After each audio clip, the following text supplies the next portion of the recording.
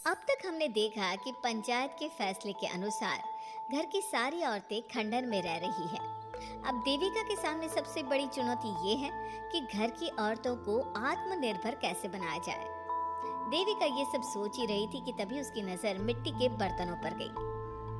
अरे, ये इतने सुंदर सुंदर मिट्टी के बर्तन किसने बनाए हैं? ये बर्तन तो माँ जी और चाची जी ने बनाए हैं। अरे वाह, इतने सुंदर बर्तन तो मैंने आज तक नहीं देखे। माँ जी, चाची जी, आपने ये कहाँ से सीखा? अरे बहू, ये तो हम बचपन से बनाते आ रहे हैं। ये स्टील, पीतल और कांच के बर्तन तो अब चले हैं। पहले तो मिट्टी के बर्तन में ही लोग खाना खाते थे। ठीक है, तो हम दोबारा से मिट्टी के बर्तनों में लोगों को खाना खाना सिखाएंगे। वीना दीदी और सुजाता भाभी, आप दोनों बताओ, आप दोनों को क्या क्या आता है? मुझे तो खाना अच्छा बनाना आता है। बस खाना बनाने के अलावा मैंने कभी कुछ किया ही नहीं। और वीना दीदी, आप बताओ, आपको क्या क्या आता है? पता नहीं, मैंने बचपन से यही सुना है कि लड़कियों को ये नहीं करना चाहिए, लड़कियों को वो नहीं करना चाहिए, इसलिए मैंने कभी कुछ किया ही नहीं। देविका, वीना को सिलाई, कढ़ाई और बुनाई बहुत अच्छी आती है। हाँ, आती तो है, लेकिन बहुत अच्छी नहीं। बहुत अच्छी भी आ जाएगी। अब देविका और बाकी सभी औरतें गांव में सबके घर जाती हैं और गांव की सभी औरतों से मिलकर कहती हैं, भाभी जी, अगर आपको अपने या अपने घर वालों के लिए कपड़े सिलवाने हो तो आप मुझसे ही सिलवाना। बहन जी, मिट्टी का चूल्हा, बर्तन या मटका बनवाना हो तो मुझसे ही बनवाना। मैं और विमला दीदी आपके घर के सारे बर्तन बना देंगे।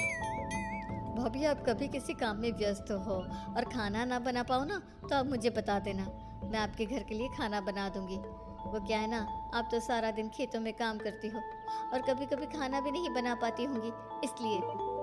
इस तरह घर की औरतें जी जान से अपने अपने कामों में लग जाती है।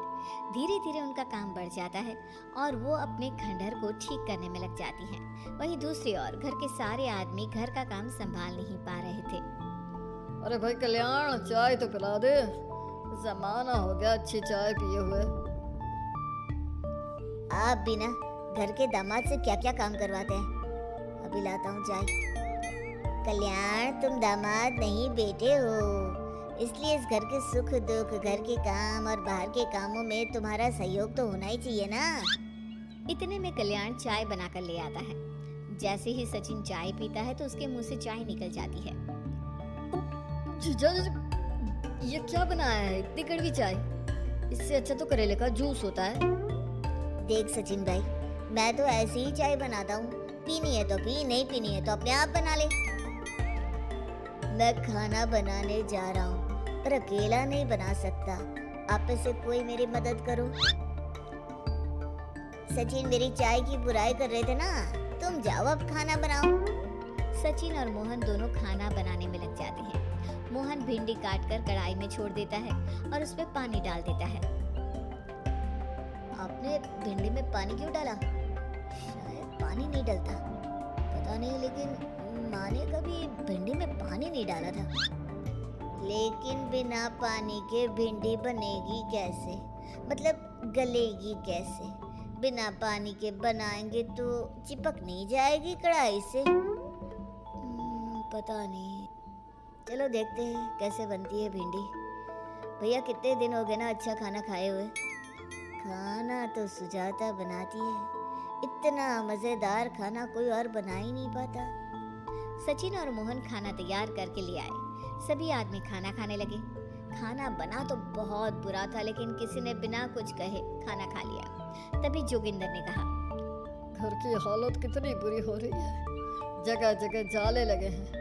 2 दिन से तो किसी ने झाड़ू भी नहीं लगाई घर की। हाँ, और घर में गंदे कपड़ों के ढेर लगे हैं। मेरे पास तो ये आखिरी कुर्ता ही बचा है पहनने के लिए। कल्याण, मोहन, तुम किसी नौकर को रख लो ना। हमने 1-2 लोगों से बात की थी नौकर के लिए, लेकिन कोई घर में काम करने के लिए तैयार ही नहीं है। गांव के सभी लोग खेतों में ही मजदूरी कर रहे हैं। घर के सभी आदमी घर के काम में लगे रहते हैं, तो वो अपने खेतों पर भी ध्यान नहीं दे पाते और उन्हें हर महीने आर्थिक रूप से नुकसान उठाना पड़ता है। धीरे धीरे उनके घर की हालत खराब होने लगती है। एक दिन कल्याण सबसे कहता है, घर को तो औरत ही संभाल सकती है, हमारे बस का नहीं है घर संभालना। हमें किसी तरह से उस सब को वापस इस घर में लाना ही होगा। अरे कल्याण बेटा, पंचायत का फैसला था कि औरतें हमसे माफी मांगे, लेकिन उन्होंने माफी नहीं मांगी। अब हम उन्हें बुलाने गए तो उल्टा हमें ही अपनी अपनी पत्नियों से माफी मांगनी पड़ेगी। हमें कोई ऐसा रास्ता निकालना होगा कि वो मजबूर हो जाए हमारे पास आने के लिए। बापू, उन सभी ने अपने अपने काम शुरू कर दिए हैं, क्यों ना हम सबके काम में नुकसान कर दे, इससे वो मजबूर हो जाएंगे हमारे पास आने के लिए। भैया, ये कैसी बात कर रहे हो? इससे वो मजबूर नहीं होंगी बल्कि और भी ज्यादा गुस्सा हो जाएंगी। मैं तो बोल रहा हूँ शराफत से जाकर माफी मांग लेते हैं। मुझे यकीन है कोई माफ करे ना करे, माँ तो जरूर हमें माफ कर देंगी। नहीं सचिन, अगर हमने माफी मांगी तो ये सारी औरतें हमारे सर पर चढ़कर नाचेंगी। हमें इनके सामने छोटा नहीं होना है। मोहन, कल्याण, तुम दोनों आज से ही काम शुरू कर दो। बस फिर क्या था, घर के सभी आदमी लग गए काम पर। मोहन और कल्याण रात को खंडहर में पहुंचे और उन्होंने सारे मिट्टी के बर्तन तोड़ दिए। उसके बाद वीना ने जो कपड़े तैयार करके रखे थे वो सारे कपड़े उन्होंने फाड़ दिए। सुबह जब घर की औरतों ने ये सब देखा तो परेशान हो गई। अरे, ये सारे बर्तन किसने तोड़ दिए? माँ, किसी ने मेरे सिले हुए कपड़े ही फाड़ दिए। ये हरकत कौन कर सकता है? और कौन करेगा भाभी, ये सब उन आदमियों की हरकत है।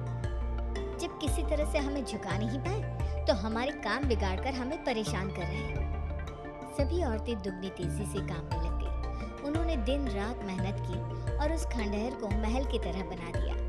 उनके काम की तारीफ सुनकर दूर दूर के गांव से लोग आने लगे और उनसे अपना काम करवाने लगे। एक दिन सभी औरतें बैठकर खाना खा रही थी।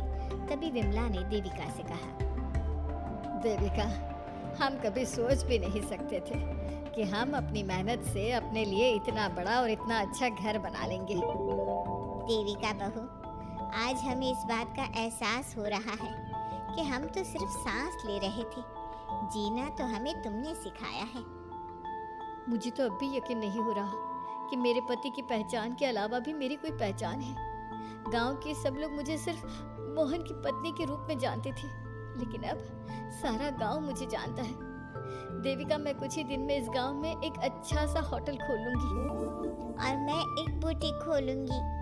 मैं यहाँ गांव की लड़कियों के लिए एक स्कूल खोलना चाहती हूँ, यही मेरा सपना है। सभी औरतें खाना खाकर सो जाती हैं। रात बहुत ज्यादा हो गई है, लेकिन देविका को नींद नहीं आ रही थी। तभी उसे किसी के कदमों की आवाज सुनाई दी। पहले तो देविका थोड़ी डर गई, लेकिन उसने हिम्मत करके उठकर देखा तो उसके सामने सचिन खड़ा था। सचिन, तुम यहाँ क्या कर रहे हो? कहीं तुम मेरा कोई नुकसान तो करने नहीं आए? मेरे पास तो किताबों के अलावा कुछ नहीं है, फाड़ना चाहो तो फाड़ सकते हो। देविका, मैं तुम्हारा कोई नुकसान करने नहीं आया हूँ, बस तुमसे माफी मांगने आया हूँ। क्या?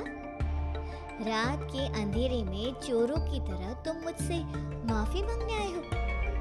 प्लीज देविका, माँ और चाची को समझाओ कि वो बापू और चाचा जी से माफी मांग ले और तुम सबको लेकर घर आ जाए।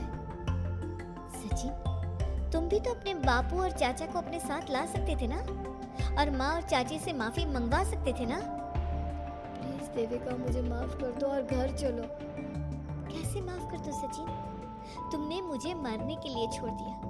अगर माँ और चाची हिम्मत करके मुझे अस्पताल ना ले जाती तो आज मैं और मेरा बच्चा जिंदा ना होते।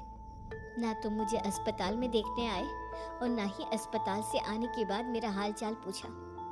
मुझे तो छोड़ो, तुमने अपने बच्चे का चेहरा तक नहीं देखा और तुम मुझसे उम्मीद कर रहे हो कि मैं तुम्हें माफ कर दूं? कभी नहीं सचिन। देखो देविका, हम सबको बहुत नुकसान हो रहा है। घर के काम की वजह से हम बाहर के काम पर ध्यान नहीं दे पा रहे। घर और जिंदगी दोनों अस्त व्यस्त है। वो इसलिए कि तुम सब आदमी संगठित नहीं हो। अपना दिमाग और ऊर्जा हमें परेशान करने में लगा रहे हो, और हम औरतें संगठित हैं। हम अपना दिमाग और ऊर्जा अपनी प्रगति में लगा रहे हैं। इसलिए हमने खंडहर को भी महल की तरह कर दिया और तुम्हारी हवेली खंडहर की तरह लगती है। सचिन देविका से बार बार माफी मांग रहा है। क्या सचिन को अपनी गलती का सच में पछतावा है या फिर ये घर के आदमियों की कोई नई चाल है? ये जानने के लिए आपको हमारे आने वाले एपिसोड का इंतजार करना होगा। और हाँ, कमेंट करके हमें ये भी जरूर बताइए कि क्या देविका को सचिन को माफ कर देना चाहिए? क्या उसे सब कुछ भूलकर सचिन के साथ अपना घर बसाना चाहिए, या फिर सचिन को भूल जाना चाहिए? Like, share and subscribe. Like, share and subscribe.